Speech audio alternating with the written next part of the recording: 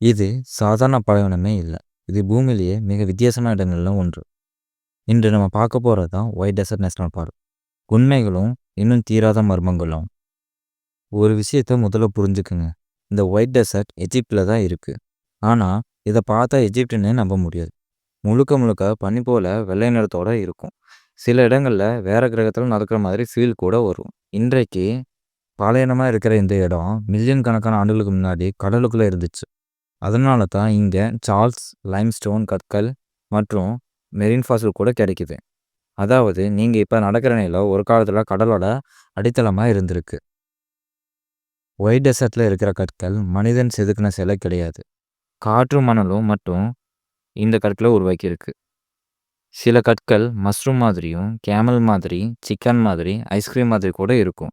இதுக்கு தான் சிலர் நேச்சுரல் ஸ்கல்ப்சர் மியூசியம்னு சொல்றாங்க.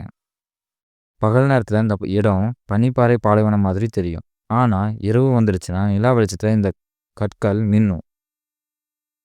பல பயணிகள் சொல்கிறது நிலா ஒளியில் ஒயிட் டெசர்ட்டில் நடக்கிறது மூன் சர்ஃபேஸில் நடக்கிற மாதிரி இருக்குமா. இங்கே லைட் பொல்யூஷன் கிட்டத்தட்ட 0. அதனால் நீங்கள் நேக்கட் ஐலேயே மில்கி வே கேலக்சியை பார்க்க முடியும். சில நைட்டில் ஷூட்டிங் ஸ்டார் கூட தெளிவாக தெரியும். பேர் சொல்கிறாங்க இரவு முழுக்க யாரும் நடக்காத இடத்துல காலையில் எழுந்து பார்த்தா விசித்திரமான ஃபுட்பிரிண்ட்ஸ் இருக்குமா. அது மனுஷனா இல்லை விலங்கா யாருன்னே தெரியாது. உள்ளூர் மக்கள் நம்புறது சில கற்கள் இரவு நேரத்தில் இடமாறுமா. ஆனால் சயின்டிஸ்ட் சொல்கிறது காற்று மற்றும் டெம்பரேச்சர் காரணமாக இருக்கலான்னு. ஆனால் சில நேரங்களில் அதுக்கு எக்ஸ்ப்ளனேஷன் கூட இல்லாமல் போயிடுது. ஒயிட் டெசர்ட்டில் முழு அமைதி இருக்குமா. அந்த அமைதியில் சிலர் சொல்கிறாங்க விஸ்பர் மாதிரி சத்தமும் ஹம்மிங் சவுண்டும் கேட்குமா. அது காத்தா அல்லது நேச்சுரல் சவுண்டா இல்லை மனுஷனோட இலிஷனா இன்னும் ஆன்சர் தெரியல. ஜிபிஎஸ் காம்பஸ் எல்லாம் இருந்தாலும் சில பயணிகள் டைரக்ஷன் கன்ஃபியூஸ் ஆகிடுறாங்க. இதுக்கு ரெக்கார்டும் கூட இருக்குது. ஒரே மாதிரி தெரியும் லேண்ட்ஸ்கேப் மூளையை ரியாக்ட் பண்ண விதத்தை மாற்றிடுதுமா சயின்டிஸ்ட் சொல்கிறாங்க. கிளியர் ஸ்கை காரணமாக சில கேம்பஸ் ஸ்ட்ரேஞ்சான மூவிங் லைட்டாக பார்த்ததா கிளைம் பண்ணுறாங்க. யூஎஃப்ஓ இல்லை சேட்டலைட்டா அட்மாஸ்பியர் சொல்யூஷனா ப்ரூஃப் எதுவுமே கிடையாது. ஆனால் பல கதைகள் மட்டும் இருக்குது.